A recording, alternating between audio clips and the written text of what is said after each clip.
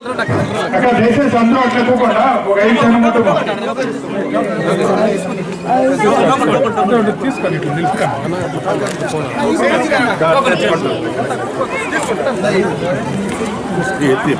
ఊళ్ళని చేసినారు లంచము అంతా ఊళ్ళని చేసినారు. ఈ మినిస్టర్లంతా కొట్టేసిరి యామారిచ్చేసిరి 4.5 కోట్లు యామారిచ్చి ఈ రోజు అన్ని మినిస్టర్లు ఇంకంతా జైలుకి పోయే సమాచారమే వాళ్ళంతా సుమారు 8 మంది మినిస్టర్లు జైలుకి పోతారు. ఇప్పుడు అంత ఊళ్ళని చేసినారు, అంత లంచగొండితనం చేసినారు.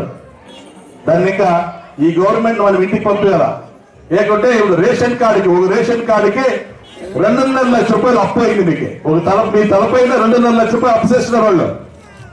మీకు 35,000 ఇచ్చేసి 2.5 లక్షల రూపాయలు అప్పు చేసి వాళ్ళు రేపో మాపో పారిపోతారు.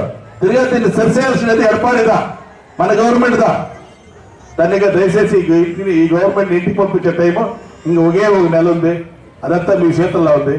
ఏలంటే తలవారు పులచి తలవారు ఎంజీఆర్ని గెలిపించింది మీరే, పులచి తలవారు అమ్మని గెలిపించింది మీరే, అన్న ఎడపాటిని గెలిపించింది మీరే అని తెలియజేసుకుంటాను. ఏలంటే మీకు తెలిసే ఉంటుంది 2016లో అమ్మ మొట్టమొదటిగా మనకి 2 ఆకలి గుర్తుల నాకు అవకాశం ఇస్తుంది. నేను ఒక సాధారణ వ్యవసాయ బిడ్డ, పక్కన ఒక విలేజ్, ఒక గ్రామం. మీరంతా ఓట్లేసి గెలిపించిన దానికి నాకు మినిస్టర్ ఇచ్చా. ఈ తమిళనాడులో ఈ వస్తువుల్లో ఇంతవరకు ఎవరికి మంత్రి అయ్యలే. నేను ఒక సాధారణ కుటుంబంలో పుట్టిన నాకు ఒక మంత్రి పదవి ఇచ్చా. అమ్మ మంత్రి పదవి ఇచ్చి 2 ఏళ్ళ ఎక్కడ ఒక మన్ను రోడ్డు కూడా లేకుండా తార్ రోడ్ వేపిస్తుంది. ఎక్కడ బ్రిడ్జ్ కావాలన్నా అక్కడ బ్రిడ్జ్ వేపిస్తుంది. యా ఊర్లో తాగే నీళ్ళకి ఆరో వాటర్ కావాలన్నా వేపిస్తుంది. యా ఊర్లో స్టోర్ కావాలన్నా స్టోర్ వేపిస్తుంది. యా ఊరికి బస్సు కావాలన్నా బస్సు వేపిస్తుంది. ఇట్లా అభివృద్ధి పనులు చేస్తుంది. మేము స్కూల్లో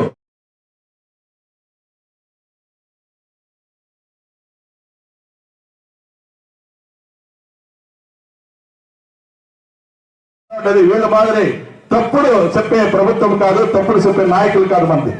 వాళ్ళు అబద్ధం చెప్పి దేశాన్ని ఆలుతా ఉన్నారు.